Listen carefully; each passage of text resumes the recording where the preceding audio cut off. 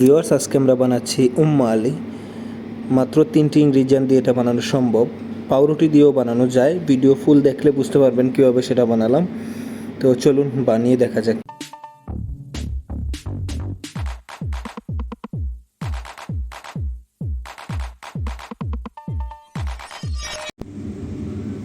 এখানে আমি 2 কাপ পরিমাণ দুধ দিয়ে তারপর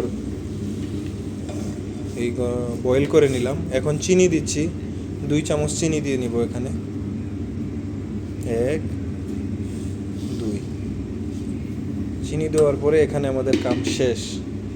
এখন মিক্স কিভাবে করি সেটা দেখাচ্ছি। এটা হচ্ছে পাফেস্টি যদি না থাকে কারো কাছে, অথবা পেটিস, এটাও যদি না থাকে তাহলে ইউজ করতে পারেন পাউরুটি দিয়ে। যেভাবে আমি ঢালতেছি ওইভাবে ঢাললেই এতটুকু পর্যন্ত ফুল করো। বেশি হয়ে গেছে, কম করো। যে এই হলেই চলবে। এই হচ্ছে আমাদের পাউরুটি অথবা পাফেস্টি, যেটাই হোক এতটুকু পরিমাণে দিবেন। তারপরে দুধ যেটা গরম করে চিনি দিয়ে রাখা হয়েছে সেটা এখানে ঢেলে নিব। ফুল হওয়া পর্যন্ত ঢালো ঢালো ঢালো, যে পাফেস্টি পর্যন্ত আসতে হবে। ঢালো ঢালো ঢালো।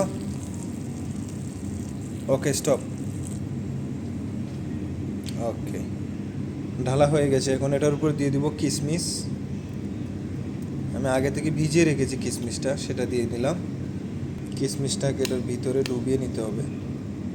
ওকে, তারপর এখানে দিচ্ছি পিস্তাশু নাটস। যে কোনো ধরনের নাটস থাকলে দিতে পারেন। ওকে, এইরকম যখন দেয়া হয়ে যাবে তখন এটাকে সিধা নিয়ে ওভেনে দিয়ে দিতে হবে।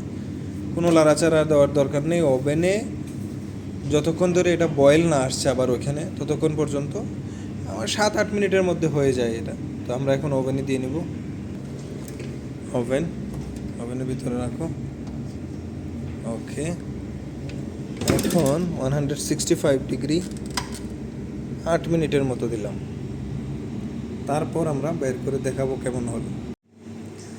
ওভেন থেকে বের করার পর ঠিক দেখতে এরকম হবে। এই হচ্ছে আমাদের উম্মা আলী রেডি।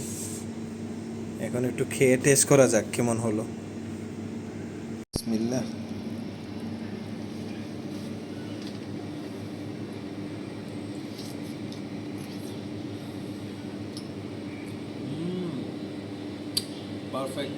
রেসিপিটি দেখার জন্য ধন্যবাদ। ভালো থাকবেন সবাই। আল্লাহ হাফেজ। আসসালামু আলাইকুম।